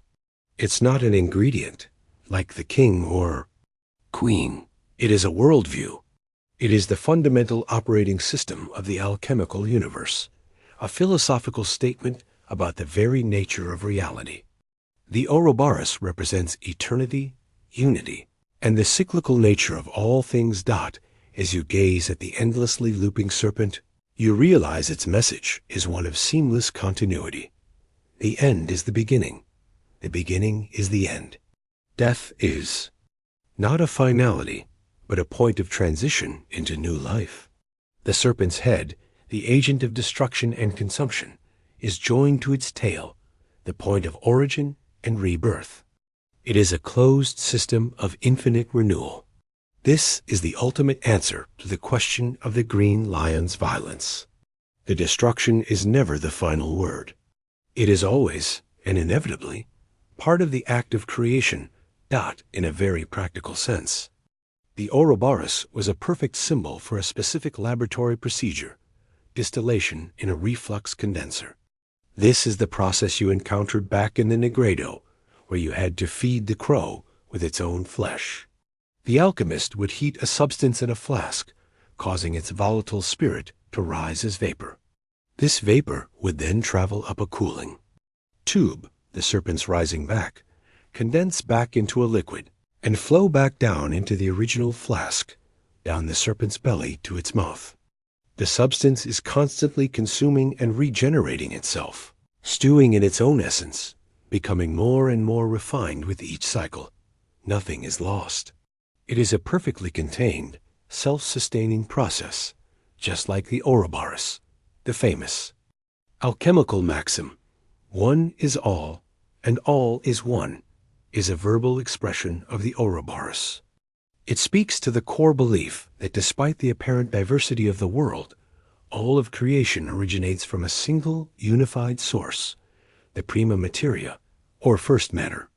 The goal of the alchemist is to take a piece of the all, like lead, break it down to this one essence, and then guide it to manifest as a more perfect piece of the all, gold. The Ouroboros is the emblem of this non-dualistic reality. A fascinating historical fact is the sheer antiquity and universality of this symbol. While central to European alchemy, the Ouroboros is far older. One of its earliest known appearances is in an Egyptian funerary text found in the tomb of Tutankhamun, dating back to the 14th century BCE. From Egypt, it was adopted by Phoenician and then Greek philosophers, where it came to represent the cyclical nature of the cosmos and the unity of matter. So when a medieval alchemist in a German workshop drew this symbol, they were unknowingly tapping into a symbolic tradition that was already thousands of years old. It's a piece of ancient Egyptian wisdom hiding in plain sight in a European grimoire.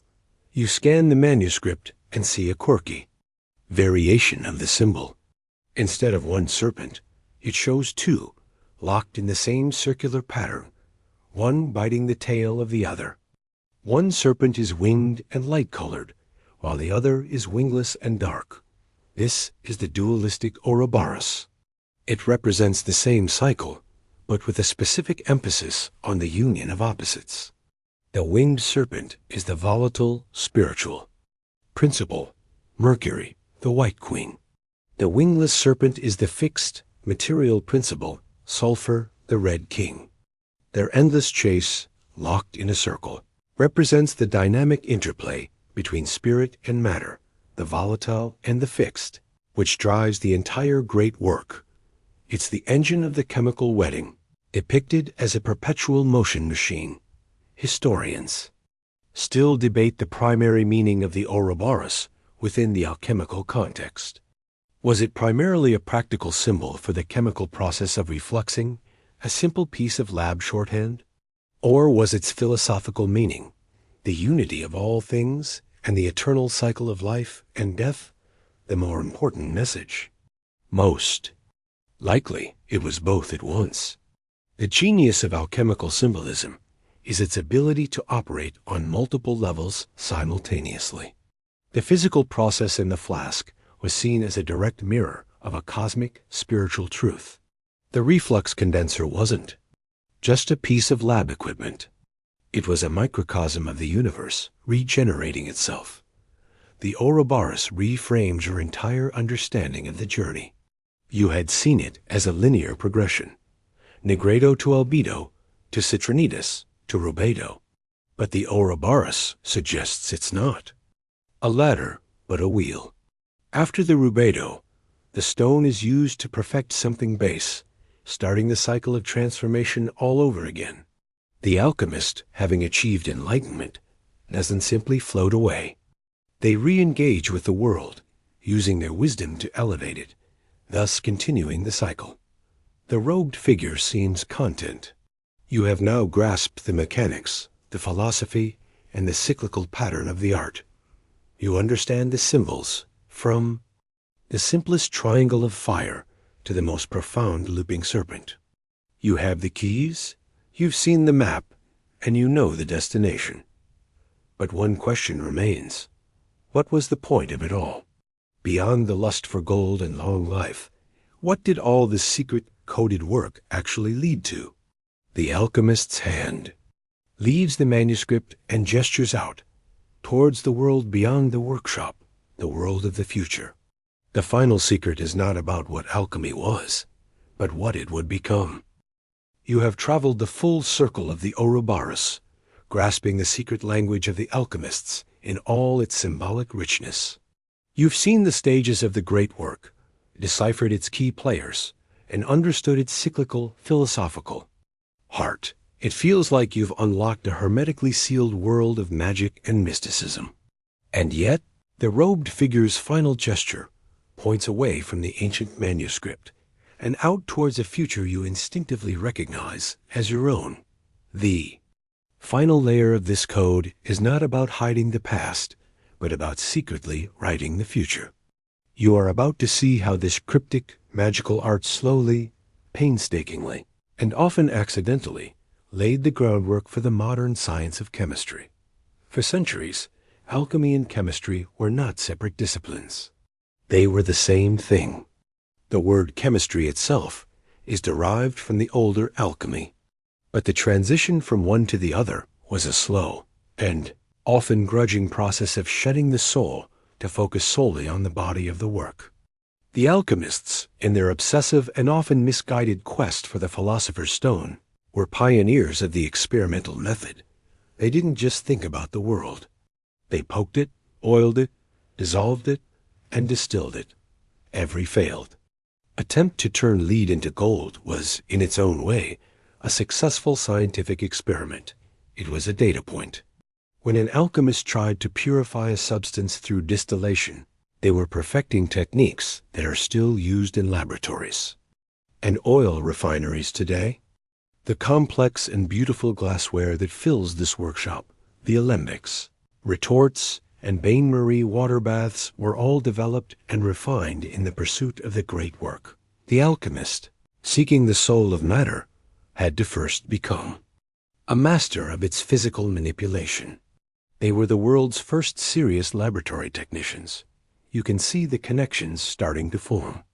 The alchemists' search for the universal solvent, their secret fire, led them to discover and isolate some of the most important chemical reagents we have.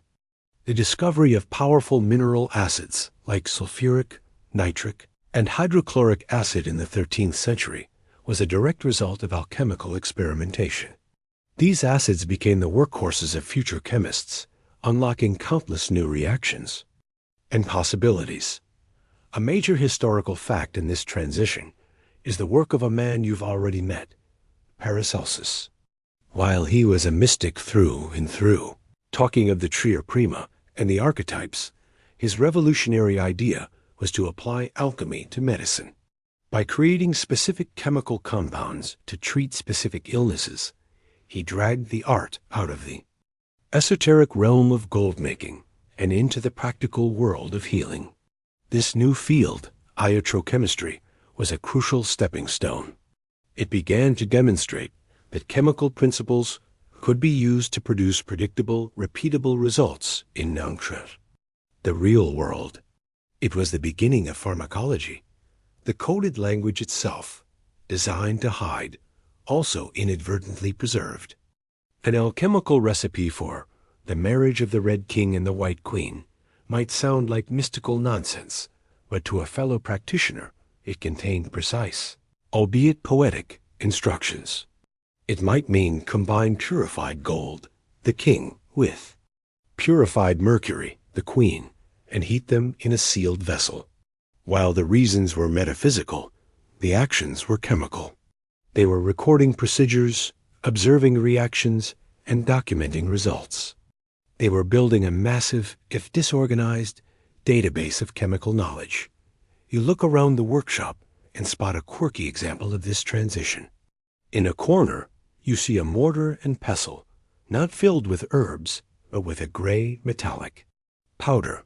This is a reminder of the work of the German alchemist Henning Brand. In 1669, while searching for the philosopher's stone, Brand had a bizarre idea. Since urine was golden colored and came from the human body, the microcosm, he reasoned, It must contain the spirit of gold.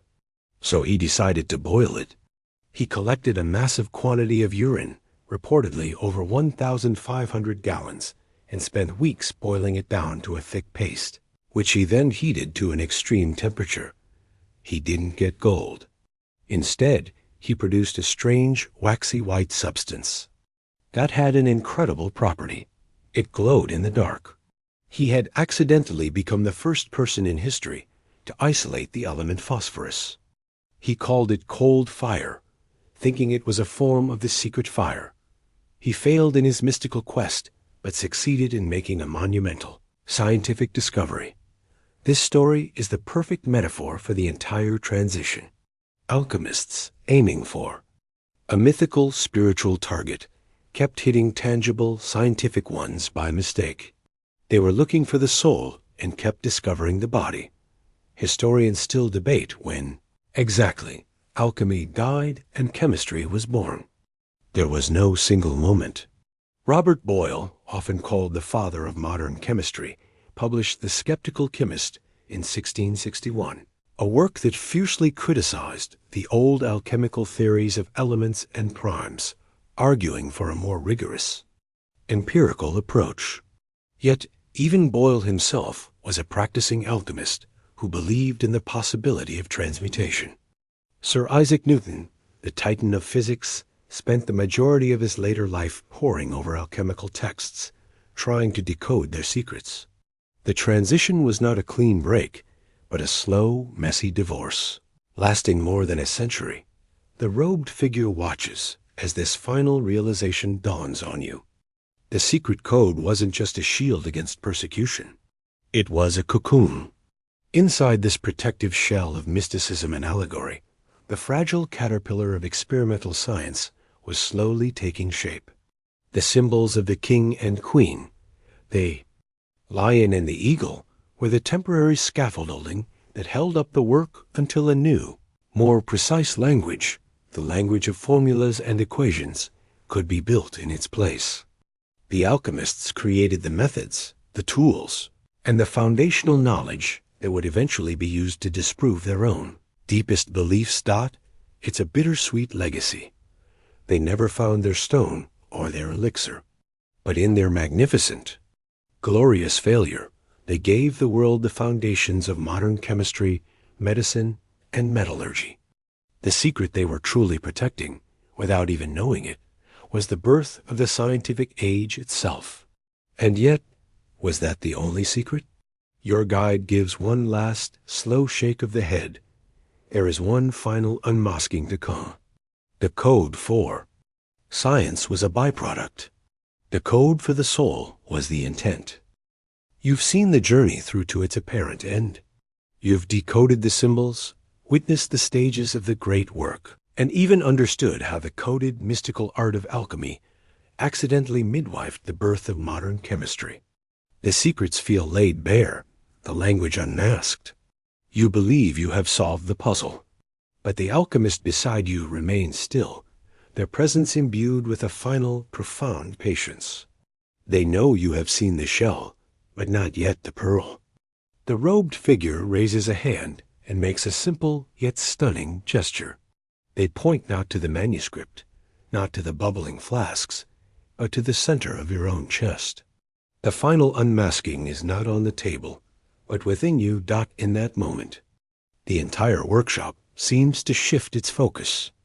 The alembics and retorts, the furnace and the dusty books, all fade into a soft, indistinct background. The only things that remain sharp and clear are the symbols in your mind: the crow, the dove, the king, the queen, and the dawning, breathtaking realization that the entire coded language was never truly about what was happening in the flask. It was a map, an elaborate, beautifully rendered, perfectly encrypted map for the human soul's journey toward enlightenment. The lead they sought to transmute was not the heavy, gray metal. It was the leaden, unawakened state of the ordinary human consciousness weighed down by fear, ignorance, and ego. It was the base, primal self, the grumpy toad you met at the very beginning. The gold they sought to create was not the gleaming, precious metal. It was the golden, illuminated state of a perfected soul radiant, incorruptible and unified with the divine. The entire laboratory, the whole messy, smelly, glorious process, was a physical mirror for an internal spiritual transformation. You replay the stages in your mind, but with this new key, everything unlocks on a different level. The nigredo, the blackening, was not just about putrefying ore. It was the dark night of the soul, the confrontation with your own shadow, the painful but necessary process of dissolving your old, rigid identity. It was the death of the ego, symbolized by the skull. The albedo, the whitening, was the purification that follows. It was the achievement of a state of inner peace, of clarity, of a conscience washed clean. It was becoming the pure, receptive vessel, the white queen, ready for a higher truth. The citronidus, the yellowing, was the dawning of true wisdom. It was the first light of the inner sun, the awakening of the higher self, the golden eagle of consciousness soaring towards understanding. And the rubedo, the reddening, was the final, passionate integration. It was the union of that enlightened consciousness, the king, with the purified body and emotions, the queen, resulting in a fully realized human being. It was the moment the soul becomes so powerful, it imbues the physical body with its own radiant, incorruptible life force. This is the ultimate secret of the code. The philosopher's stone was not a powder to be dropped into molten metal. It was the achievement of a stable, enlightened state of consciousness within the alchemists themselves. A person who had created the stone within their soul would, in effect, be able to transmute any situation. They could turn the lead of a negative experience into the gold of wisdom. They could face the world with an incorruptible sense of inner peace and purpose. And the elixir of life? It was never about living for 1,000 years in the same physical body. It was the realization of your own immortal nature, the understanding that the consciousness, the spirit, is not bound by the limitations of the physical form. To drink the elixir was to achieve a state of spiritual awakening so profound that the fear of death simply vanishes. It is the taste of eternity, the direct experience of your own timeless, deathless essence. Immortality was not a quantity of years, but a quality of being, a quirky but profound historical tidbit. That supports this view is the alchemical concept of the subtle body. Many traditions spoke of an invisible, energetic body that coexisted with the physical one. The great work was seen as a process of building and perfecting this subtle body until it became a stable, immortal body of light, the philosopher's stone. In this context, was this very same vehicle of consciousness, a chariot of fire that could travel beyond the physical realm. This was the true reason for the secrecy. It wasn't just about hiding from the church or greedy kings. It was because this knowledge could not be taught, only experienced. Handing someone a plain language recipe for enlightenment is useless because the journey is intensely personal. The coded, symbolic language forces the student to engage in a process of deep introspection. To understand the symbol of the dove, you must find the purity within yourself. To understand the chemical wedding, you must work to balance the masculine and feminine energies in your own soul. The code was a tool for self-initiation. It was designed so that only those who were truly ready, who could see their own inner processes reflected in the symbols, could ever hope to decipher it. Historians still debate, and likely always will, the ultimate nature of the alchemist's quest. Was it primitive chemistry or profound spiritual psychology? This final unmasking suggests the ultimate answer. It was both inseparable and intertwined. The alchemists believed that spirit and matter were one. To work on matter was to work on the soul. To work on the soul was to work on matter. The laboratory was their temple, the flask was their meditation cushion, and the great work was their path to God. The robed figure, before you seems to almost dissolve, their purpose fulfilled. The lamplight softens, the scents of the workshop fade, and the rhythmic drone of the bellows melts back into the familiar, gentle hum of the fan in your room. The journey is over. You have unmasked the alchemist's secret code, and the final face you see is your own. The treasure map, it turns out, leads to a treasure buried in your own heart. And so, our journey through the cryptic heart of the alchemical workshop comes to a gentle close. The fire in the Athanor furnace, which has burned so brightly with mythical phoenixes and philosophical kings, now dwindles to a soft, sleepy ember, its warmth a comforting presence in the growing quiet. The sharp, metallic scent of transmutation gives way to the familiar, peaceful aroma of your own room as the last vestiges of that secret laboratory dissolve like mist in the morning sun. The heavy, coded manuscript, with its beautiful and bewildering images of lions and serpents, now closes its pages in your mind, its secrets safely entrusted to the quiet depths of your subconscious. You can feel the weight of that ancient knowledge settling, not as a burden to be solved, but as a gentle reminder of the endless cycles of transformation that exist both in the world and within ourselves. The journey from the darkness of lead to the brilliance of gold, from the shadow of the crow to the light of the dove, is a path that every soul travels in its own way, in its own time. Let the rhythmic cadence of my voice be like the final cooling breaths of the alchemist's bellows. Slowing now, softening, each word a gentle push deeper into a state of profound rest. Allow your own body to feel that final, gentle heat of the rubedo, a warmth that soothes your muscles and calms your mind, a feeling of wholeness and completion as you drift toward the edge of sleep. The great work is done for tonight. The stone has been found in the quiet peace of your own mind. There are no more riddles to solve, no more symbols to decipher. There is only the simple, serene blackness of the negredo of sleep, a restorative darkness from which a bright new day will inevitably be born.